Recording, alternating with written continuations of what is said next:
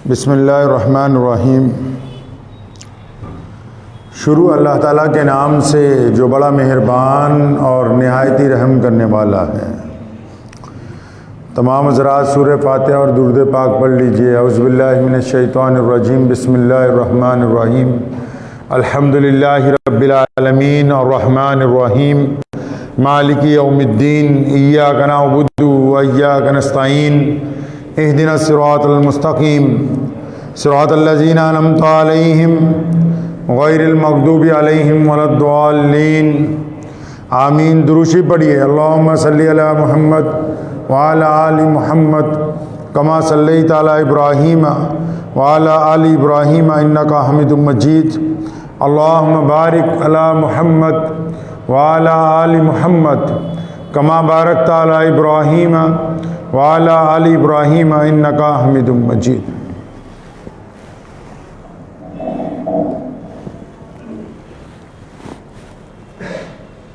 अल्लाह के प्यारे नबी हज़रत मोहम्मद रसूलुल्लाह सल्लल्लाहु अलैहि वसल्लम ने पूरी इंसानियत की तमाम शोबों में रहनुमाई फरमाई। इस्लाम को दीन फितरत का लक़ब अता किया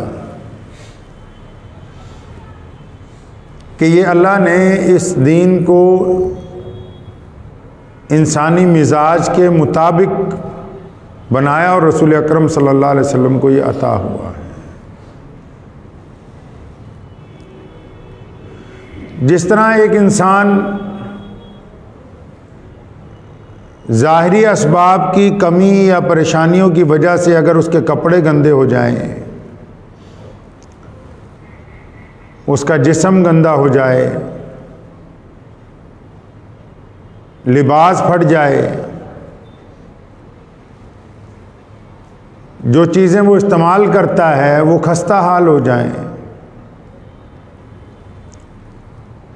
तो उससे वो परेशान हो जाता है।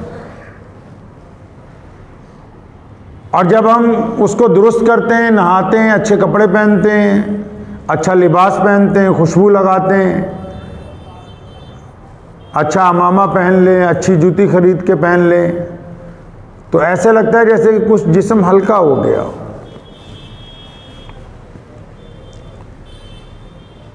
ऐसे ही एक बातनी सूरत हाल है, वो इंसान के दिल की है। ज़ाहिरी तौर पर तो ज़्यादातर लोग खुश नज़र आते हैं, माल और असबाब के चक्कर में सारा दिन लगे हुए हैं, कपड़े भी बहुत अच्छे हैं, लेकिन दिल बड़ा बेचैन है। दिल में सुकून नहीं है, इत्मीनान नहीं है, तसल्ली नहीं है।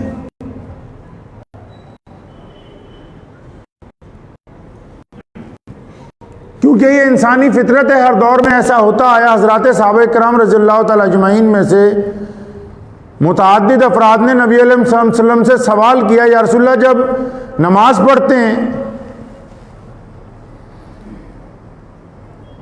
तो बाज़ औक़ात लज्जत नहीं आती, दिल बेचैन रहता है।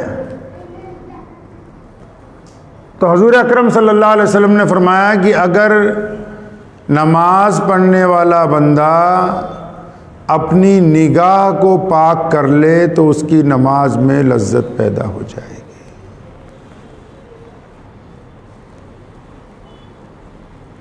अगर निगाह पाक नहीं है तो फिर दिल और दिमाग पाक नहीं हो सकते।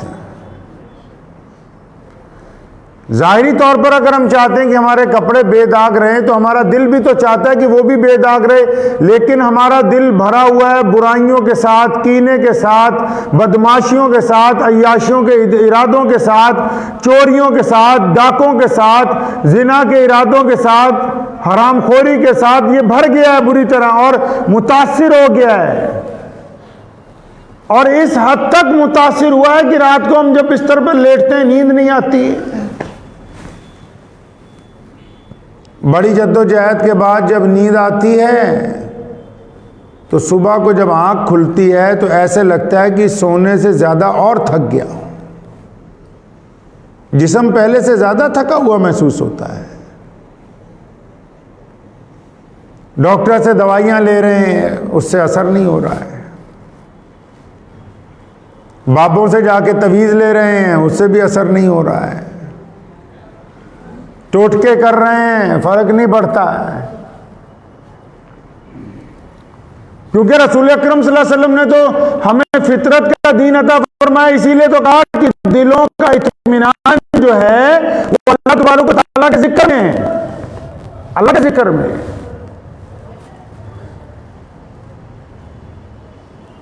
और अल्लाह तबारक व तआला का जिक्र जो है वो क्या तलकीन करता है हमें कि बंदा सब्र वाला हो, तहम्मुल वाला हो। अल्लाह की जो सिफात हैं कि दूसरों के ऊपर रहम करना, बंदा रहम करने वाला। कितने ऐसे नमाजी हैं जो सदियों से दुआएं मांग रहे हैं, अब तक कबूल ही नहीं हुई, क्योंकि नमाज की रूह फौत है, रूह जिंदा नहीं है नमाज में। अच्छा, जब तक किसी काम की रूह जिंदा नहीं होगी वो काम तकमील को पहुंचेगा ही नहीं। इंसान के अंदर जिस्म में रूह है, अब ये रूह जिंदा है तो हम चल फिर रहे हैं, गुफ्तगू कर रहे हैं, बातें कर रहे हैं। जिस दिन ये रूह निकल गई बस जिस्म मुर्दा है, फिर तो कोई किसी का नहीं है। जब बंदे की रूह निकल जाए तो जिस्म मुर्दा हो जाता है, तो नमाज की रूह निकल जाए तो फिर नमाज अपना असर कैसे दिखाए? तिलावत की रूह निकल जाए तो फिर वो अपना कैसे असर दिखाए? अगर दयानतदारी रूह में से निकल जाए फिर वो अपना असर कैसे दिखा सकती है? नमाज की रूह तो लिल्लाहियत है। बंदा हकीकत के ऊपर जब तक अपने आप को लाएगा नहीं। इमाम शाफी रहमतुल्लाह अलैह के दौर का एक वाक़या है कि एक बादशाह की जो बेगम थी, उसने किसी बात पे नाराज़गी से बादशाह ने उसके थप्पड़ मारा, तो वो भी किसी बादशाह की लड़की थी, तो उसने गुस्से में कहा कि तू जहन्नमी है। तो बादशाह ने उसे कहा नाराज़गी में ही कि अच्छा, अगर मैं जन्नती ना हुआ तो तुम्हें 3 तलाक हैं आज से। तूने जो मुझे जहन्नुमी बताया कि अगर मैं जन्नती ना हुआ तो तुझे 3 तलाक हैं आज से, अब मसला हो गया। पहले दौर में लोग मसाइल अपने लिए पूछते थे और उनको खौफ होता था कि अल्लाह का हुक्म हम पर लागू हो जाए। आज के दौर में लोग दूसरों के लिए मसला पूछते हैं और ये चाहते हैं कि इस मसले के जरिए इस बंदे की तजलील हो जाए किसी तरह।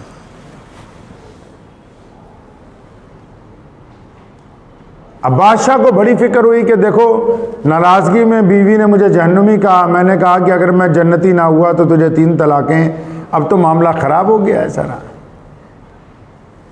बड़े मौलवियों को बुलाया, किसी ने हाथ नहीं डाला। वो कहते कैसे तुझे सर्टिफिकेट दे दे कि तू जन्नती है?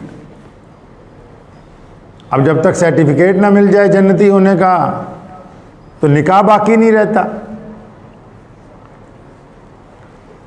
तो इमाम शाफी रहमतुल्लाह अलैह के पास पहुंचे, जाके इमाम साहब को पूरा किस्सा सुनाया कि हज़रत ऐसे ऐसे मामला हो गया। तो हज़रत ने कहा तुमसे अलहदा बात होगी। कमरे में हुजरे में ले गए। बादशाह से पूछा कि तुम अल्लाह से कभी डरे हो? कोई वक्त ऐसा आया कि जब तुम्हें डर लगा हो अल्लाह की ज़ात से और तुमने कोई गुनाह छोड़ दिया हो? आजकल भी और पहले भी ज्यादातर लोग अल्लाह से नहीं डरते थे, लोग लोगों से डरते हैं कि अच्छा हमारी फलां गुनाह देखेंगे तो लोग क्या कहेंगे, इसलिए गुनाह करने के लिए सफर करना पड़ता है, गुनाह करने के लिए छुपना पड़ता है ताकि लोगों को पता लगेगा, फिर क्या हो जाएगा जी मामला खराब है सारा। तो बादशाह को इमाम शाफी रहमतुल्लाह अलैह ने पूछा कि कभी अल्लाह से डरे हो? तो बादशाह ने एक किस्सा सुनाया। उन्हें कहा हाँ, कि मेरे महल में एक गरीब बांदी काम करती थी, बड़ी खूबसूरत थी। तो एक दिन मैं पहुंचा, जब अपने कमरे में वो सफाई कर रही थी तो मैंने जिना के इरादे से दरवाज़ा बंद कर लिया, और क्योंकि मैं बादशाह हूं तो मुझे तो कोई पुलिस नहीं पकड़ सकती, और अपने ही महल में हूं, यहां मेरे अलावा किसी का राज नहीं चलता, कोई देख भी ले मुझे कोई परवाह नहीं है। तो कहने लगा, जब मैंने उसका बाजू पकड़ने लगा तो इस खातून ने कहा कि ये बादशाह, क्या तुझे अल्लाह से डर नहीं लगता कि तू मेरे साथ गुनाह का इरादा रखता है, तू अल्लाह से नहीं डरता?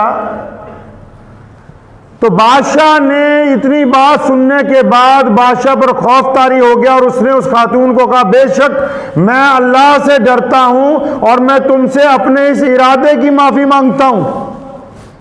कहता मैंने बादशाह होने के बावजूद अल्लाह के खौफ से उस लड़की से माफी मांगी। उस वक्त कोई हमारे दरमियान मौजूद नहीं था, मैंने ये समझ के माफ़ी मांगी कि मेरा रब मुझसे नाराज़ ना हो जाए, अल्लाह का गज़ब मुझ पर नाजिल ना हो जाए। कहता फिर मैंने जब उससे माफ़ी मांगी, उसने मुझे माफ़ कर दिया, तो मैंने दरवाज़ा खोला और वो लड़की अपने घर को चली गई।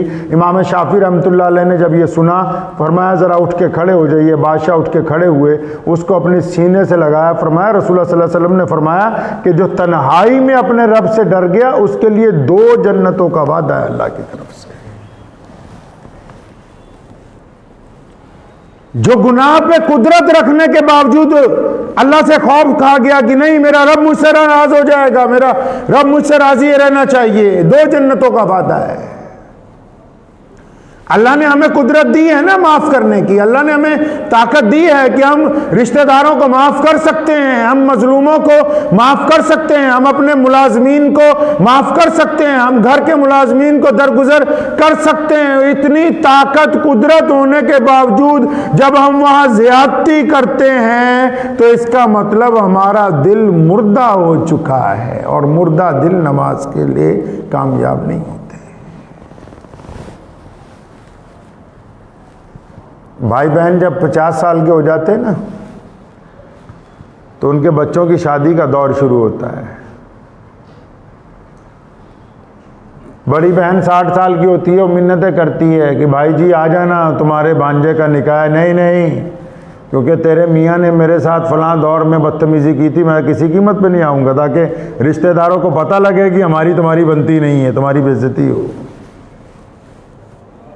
मौके आते हैं, आपके पास मौका आता है लोगों को माफ करने का, फिर भी नहीं करते, हकीकत को नहीं तस्लीम करते। मूसा अलैहिस्सलाम के पास मलकुल मौत पहुंचे कि आपकी रूह कब्ज करने आए, वो एक रपट मारा मुंह पे, फरिश्ते की आंख निकल गई। कित्थों आ गया मेरी रूह कब्ज करने लिए, भाग गया फरिश्ता वापस। अल्लाह ताला को जाके कहा कि अल्लाह जी वो जो आपके दोस्त हैं जिनसे आप बातें करते हो तो बड़े नाराज़ हुए, और इतनी ज़ोर से मारा मेरी तो आँख हिल गई। फरमाया अच्छा जाओ वापस, मूसा को जाके कहो कि वो जो घोड़ा होता है, दुम्बा, जो बड़े जानवर हैं, किसी एक की पुष्ट पे हाथ रखें, और उस हाथ के नीचे जितने बाल आ जाएंगे, हर एक बाल के बदले 1000 साल की उम्र देंगे, हर एक बाल के बदले। अब अंदाजा लगा लो बाल कितने होते हैं, अगर एक हाथ ऊपर फेर दें कई 100 बाल होंगे नीचे, तो उतने साल जिंदगी और बढ़ा दी जाएगी। जब पैगाम पहुंचा, अल्लाह के नबी है ना, और फरमाया अच्छा इतनी उम्र बढ़ जाएगी, उसके बाद क्या होगा? तो फिर इसने कहा जाना तो उसके बाद भी है। फरमाया फिर इनके ऊपर हाथ फेरने की क्या जरूरत है, जब बाद में भी जाना है तो अभी जाना बेहतर नहीं है उससे ज्यादा। लोग दर हकीकत मौत को भूल बैठे। जुल्म और ज्यादती की इंतहा, नमाजों में लज्जत खत्म, इबादत के अंदर लज्जत खत्म। लोग नमाज पढ़ते हैं, इमाम की गलतियां तलाश करते हैं, नमाज पढ़ते हैं, अपने दाएं बाएं तरफ वालों को देखते रहते हैं कि इसने नमाज सही पढ़ी कि नहीं पढ़ी। अल्लाह के बंदे, तुझे यहाँ फरिश्ता बना के भेजा कि तू तय करता फिरे किसकी नमाज हो रही किसकी नहीं हो रही। कई नमाज पढ़ के पीछे को ऐसे देखेंगे भाई कौन कौन आया कौन कौन, वो तुझे रजिस्टर पकड़ा रखा है। तो इससे पूछना अल्लाह ताला ने कि हाँ अब्दुल रहीम बताना कौन कौन आया था कौन कौन नहीं आया था। जिनकी अपनी नहीं होती वो दूसरों पर निगाह रखते हैं,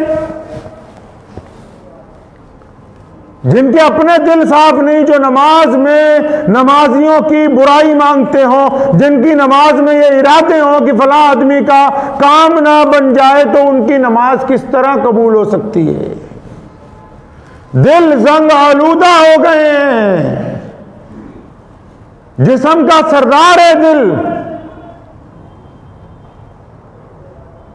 जंग आलूदा हो गया है। नमाजें मुंह पर मारी जाती हैं जो लोगों का दिल तोड़ते हैं।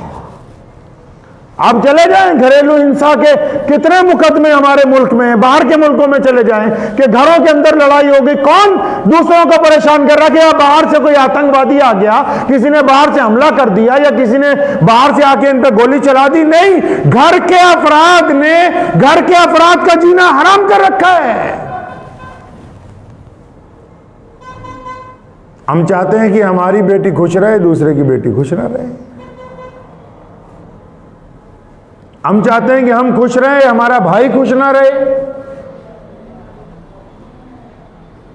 हम चाहते हैं हमारी औलाद अच्छा खाए, हमारे भाई की औलाद अच्छा ना खाए।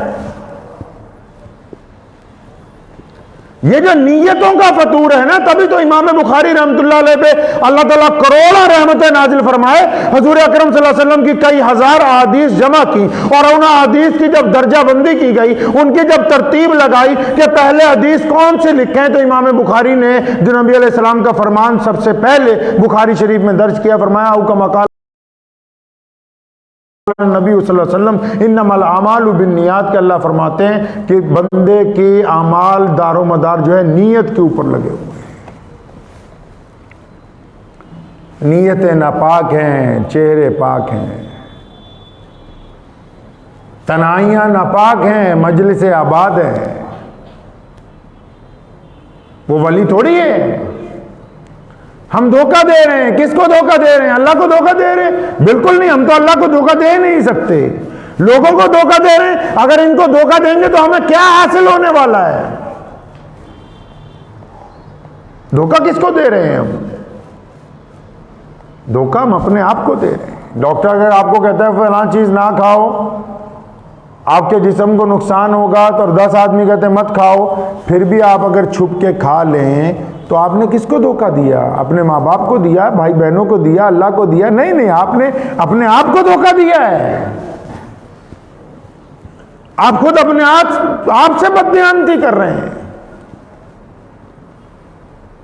अपने दिलों को पाक करना होगा हर हालत के अंदर, चाहे आप किसी भी माशरे में हैं, किसी भी समाज में हैं, आप किसी भी जात में हैं, किसी भी नस्ल में, जब तक आपका दिल पाक नहीं होगा जिंदगी में लज्जत नहीं आएगी। कोई आपको एक गाली देता है, सारी रात सोचते रहते हो सवेरे यदि बेइज्जती कितना करनी है। भाई अल्लाह ताला को माफ करने वाले लोग पसंद हैं, और दिल का सुकून भी माफ करने के अंदर है। बदला लेने वाला बंदा बड़ा नहीं हो सकता, और कहां तक बदला ले सकेगा? वो बंदा वही अच्छा है जो माफ करने का मादा रखता हो। जो आदमी आपसे झुक के मिल रहा है, इसका मतलब वो कमजोर नहीं है, डरपोक नहीं है। अपनी निगाह पे जो चश्मा जहालत का लगा है, अगर उतार के देखेंगे, अगर कोई आदमी आपसे झुक के मिल रहा है, इसका मतलब उसका कद आपके कद से बहुत ज्यादा बड़ा है, उसको नीचे होके आपसे मिलना पड़ रहा है, उसका कद बड़ा है आपके कद से। तो हम अपना कद ना बुलंद करें। इंसानों में अफजल कौन है? सहाबा किराम ने बारहा नबी अलैहिस्सलाम से पूछा, या रसूलल्लाह इंसानों में अफजल कौन है? फरमाया जिसका दिल पाक है और जिसकी जुबान नरम है, वो इंसानों के अंदर अफजल है। बाद लोग गुफ्तगू करते हैं, उनका इरादा होता है सामने वाले के दिल को जला दें। 24 घंटे सोचते हैं कि इसको ताना दें, इसके गुनाह की वजह से इसको बदनाम करें किसी तरह। आपके बदनाम करने से कोई बदनाम नहीं होगा, आपके इज्जत देने से कोई इज्जतदार नहीं बन सकता। वो अल्लाह तबारक व तआला के पास कुंजियां रखी हुई हैं इज्जत और जिल्लत की। अल्लाह बेहतर जानते हैं किसको क्या देना है, किसको क्या नहीं देना। ऐसे बंदों को ताना देना जो पहले से गुनाहों में मुलव्विस हों, फिर उन्हें तड़पाने की कोशिश करना। फरमाया वैलुल लिकुल्ली हुमज़तिल लुमज़ा, वैल और तबाही है उन लोगों के लिए जो दूसरों के ऐब तलाश करते हैं, फिर वो उन ऐबों को दूसरों तक पहुंचाते हैं। ये दिलों की जो बुज़दिली है, दिलों की जो जंग आलूदगी है, इसने नमाजों में लज्जत खत्म कर दी। इसने कारोबार में दौलत तो आई, बरकत नहीं आई। घर में ऐशो आराम का सामान तो आया, सुकून नहीं आया है।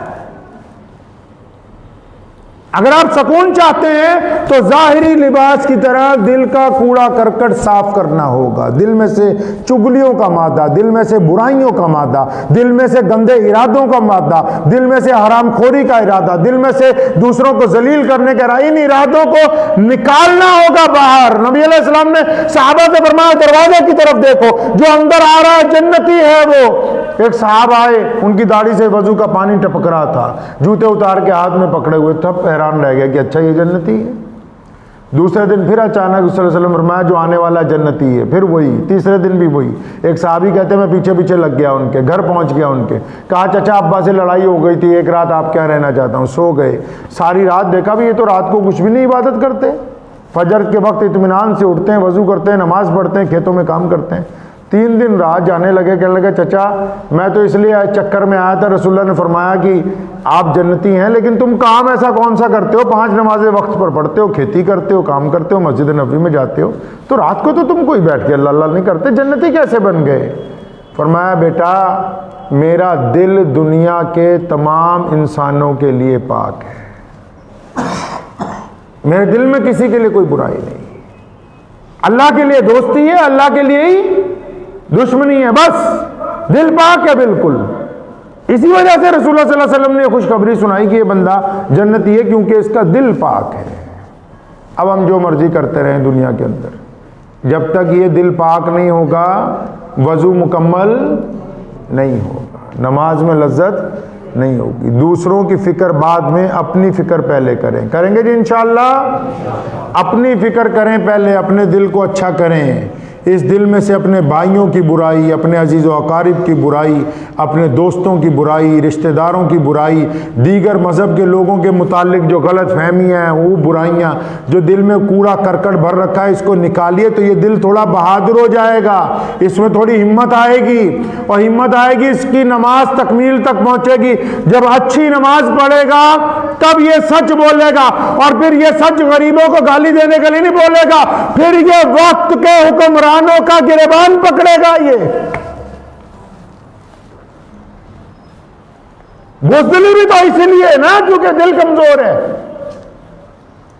हक बात भी तो इसलिए नहीं निकल रही कि दिल के अंदर दोगलापन है। ये लोगों के सामने नमाजी है, घर के अंदर नमाजी नहीं है। लोगों के दरमियान दयानतदार है, घर के अंदर दयानतदार नहीं है। लोगों की मजलिस में ये अल्लाह वाला है, तन्हाई की मजलिस में ये नापाक काम करता है। इसकी जब तक ज़ाहिरी और बातनी सूरत एक जैसी नहीं हो जाएगी तब तक अल्लाह की मदद नहीं आ सकती। तो वक्त भी हो गया है, दुआ कीजिए अल्लाह ताला मुझे भी और आप सबको भी हमें अपना दिल साफ़ करने की तौफीक अता फरमाए और इन बातों पे अमल की तौफीक अता फरमाए। व आखिर दावाना अनिल हम्दुलिल्लाहि रब्बिल